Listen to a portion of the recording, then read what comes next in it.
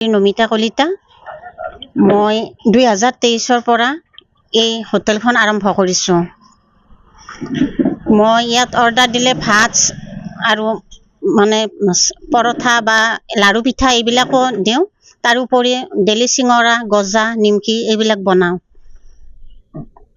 Income কেনেকুৱা আপোনাৰ? Income মানে ডেলি কেতিয়াবা সেইটোতো গেৰাণ্টি নাই না। কেতিয়াবা 3,000 হয়, 5,000 হয়, 2,000 হয়, কিন্তু মাহিলী ইনকাম 12 মান থাকে। আৰু কি সুবিধা লাভ কৰিলে চৰকাৰৰ পৰা, আঁচনিবিলাকৰ পৰা কিমান টকা পালে? এছআৰএমৰ জৰিয়তে মই গোটৰ এছআৰএমৰ জৰিয়তে মই এটা 50,000, এটা 25,000 আৰু মই এতিয়াকে গোটৰ থ্ৰু দি আৰু 6 লাখ এটা পাইছোঁ। স্বামী এনে একো কৰা নাছিল, এতিয়া মোৰ লগতে অলপমান সহায় কৰি দিয়ে আৰু। আপোনাৰ দৰে এনেকুৱাকে যদি নিজাববীয়াকৈ ব্যৱসায় আৰম্ভ কৰে নিশ্চয় কোনো অসুবিধা নাই। মই ওচৰতে তোমাৰ আজৰি সময়ত আৰু ওচৰতে ছাগলী ফাৰ্ম এখনো খুলি থৈ দিছোঁ। তাকো চোৱা চিতা কৰোঁ মানুহ নাথাকিলে। ঘৰ যাতে ওচৰতে একো অসুবিধা নাই, ঘৰৰ কামখিনিও কৰোঁ।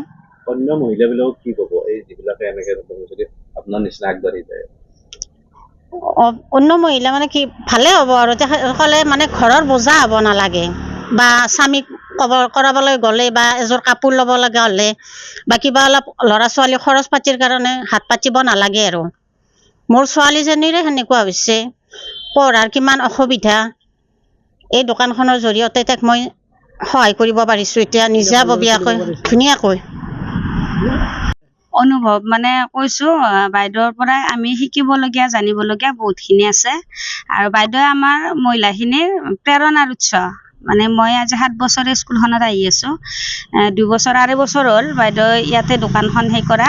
গোটেইখিনি ঘৰুৱা হিচাপত কৰে। আৰু যদি লাগে কাৰোবাক প্ৰযোজ্য, বাইদেউৰ ইয়াত ছাগলীৰ ফাৰ্ম আছে, হাঁহ কুকুৰা পোহে বাইদেউ। কুকুৰা নাই বাৰু, হাঁহ আছে। হাঁহৰ কণী লাগিলেও ইয়াতে পায়। সৰুৰ পৰাই যিমান ডাঙৰলৈকে লাগে বাইদেউ কাকো না নকৰে, নিজেই গোটেইখিনি কৰি দিবৰ কাৰণে চেষ্টা কৰে।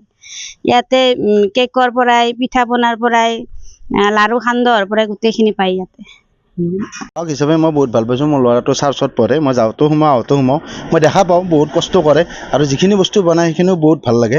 চিঙৰা হওক, গজা হওক, কৰে। তাৰপিছত আৰু মই দেখা পাওঁ আমাৰ দাদাও ইয়াতে কাম কৰি থাকে, কিন্তু মই সুধোঁ কোনে বনায়, কৈছে মই ক'ৰ পৰা কিনি আনি পেলাই মই কৰে নেকি? নহয়, নিজে বনায়।